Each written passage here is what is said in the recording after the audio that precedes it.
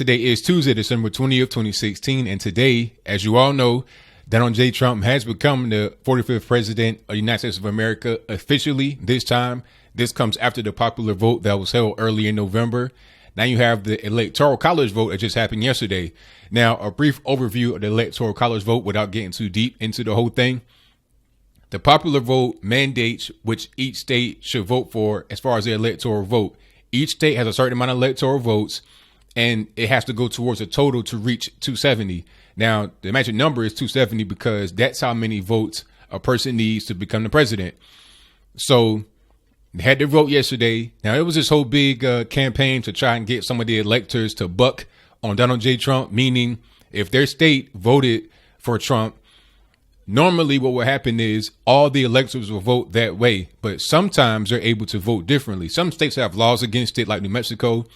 It's a felony to vote against the person your state said to vote for. That's called being a faithless elector. So that's not always legal. Some states it's a misdemeanor, but either way, it can be consequences that go beyond just legal ramifications. But I digress. My whole point is that it was a whole big campaign to try and get some of the electors to vote differently away from Trump. And what ended up happening was that more Democrats voted against Hillary than Republicans voted against Trump. And Washington State, probably one of the most liberal places in all of the United States, they had 12 electoral votes and their state went for Hillary Clinton. But the Electoral College votes went 8 for Hillary Clinton, 3 for Colin Powell, and 1 for an Indian environmentalist. I can't remember the person's name, but I may place that on the screen before you. And I think it was only 2 electors in Texas that bucked on Trump. So their efforts, the people that wanted to get Trump out of there vis-a-vis the Electoral College, were not successful in their actions. But this leads me to a lot of the so-called revolts that have happened across the country. You had one situation where in Wisconsin, where they were reading the votes, you had someone who got a little bit triggered at the results, a so-called protester. I'm not really sure where this lady came from. What I want to do right now is show you the video so you can see what I'm talking about. So you can kind of see the angst and the fervor with which these liberals like to protest democratic process. So without further ado, go ahead and roll it. The votes are 10 votes, Donald J. Trump. You sold out! You don't deserve to be in America! Shame! Shame! Shame! You this is my America! You're pathetic! You don't deserve to be in America! Shame! Shame! Shame! You remove me! This is my America! This is my America! My America! Take me out if you can! This is my America! You have sold us out! Listen to your heart! Listen to the facts! Listen to all of it! Can I take my things with me? Nope. Take me out! I don't care! This is serious. You sold America. Shame on you. All right. So you see what's going on there. You see how she completely just kind of got triggered and lost it. Now, before I even get into all of what she did here, which was not really much, I just want to talk about her physical appearance. I mean, this right here, this is like a Soccermom revolt. You got on an all purple joint. That's like something you would see on Saturday Night Live. And I'm surprised that was not Kristen Wiig doing a performance. I feel like I'm getting trolled a little bit because I saw a video with CeeLo Green where he had this phone and it exploded and everybody thought it was real. I'm like, nah, that's not real. I could tell it wasn't real, which it ended up not being. I feel like the same thing was going on here with this clip. I feel like it's a skit from Saturday Night Live because where do you find an all purple jumpsuit, first of all, or a sweatsuit? It's like she just got out of bed or is getting ready to go take little Dylan or Hunter to soccer practice and just happened to stop by the city hall to protest Donald Trump. I mean, it's crazy. You got the bangs going on. She needs to be at the crib getting little Dylan ready for soccer practice, preparing some brownies and some Pop-Tarts to serve to the kids while they're playing the Wii or the Xbox, right? What are you doing in City Hall? And this is the kind of person you would see protesting against Trump and protesting against a democratic process, because really that's like their last hope. You know, it's like, okay, you watching TV, you're getting triggered. You're on your phone and you're getting triggered. You're on Facebook talking to your friends from high school, whatever. Then you want to go to City Hall and start something because you have no other way to express yourself.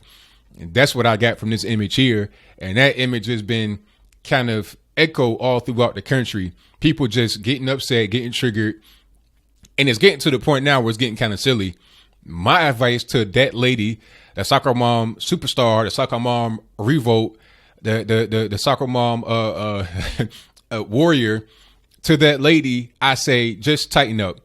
You know, just tighten up and just realize that Donald Trump is one, and just relax. Don't be so scared. A lot of what I see is fear in the eyes of the liberal. They're afraid of what's going to happen to their country.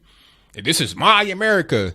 It's not just your America. It's my America too. It's all of our America. If you're an American citizen, it's yours.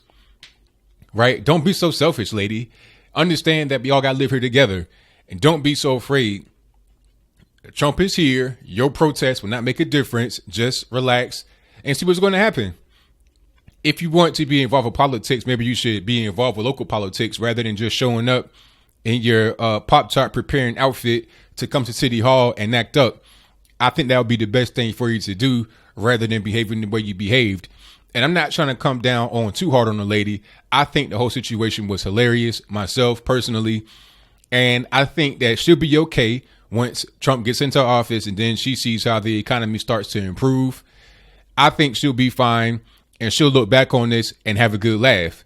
So that's pretty much all I got to say. This was a pretty short video. You know, I've seen a lot of these kind of revolts and protests over the past few months and weeks. This was actually a pretty good one, really. I prefer a lady just go out there and just kind of embarrass herself rather than trying to hurt somebody, which we have seen from the Black Lives Matter crowd and all these other subversive, communist, socialist type of groups that exist, funded by the George Soros affiliated ilk of the world. I'd rather see a soccer mom just go in there and just have her little mini revolt, you know, that's pretty much ineffective than people going out there and actually committing violence, vandalizing people or hurting people. So like I said, that's all I got to say. This is kind of a lighthearted situation and lighthearted video to give you a little bit of a different take on the whole situation. I know we got a lot of violence going on around the world, in Turkey, in the Middle East in general, and here domestically. So that's all I wanted to give to you today. What do you think? Do you think that this lady is just overreacting or just being dramatic?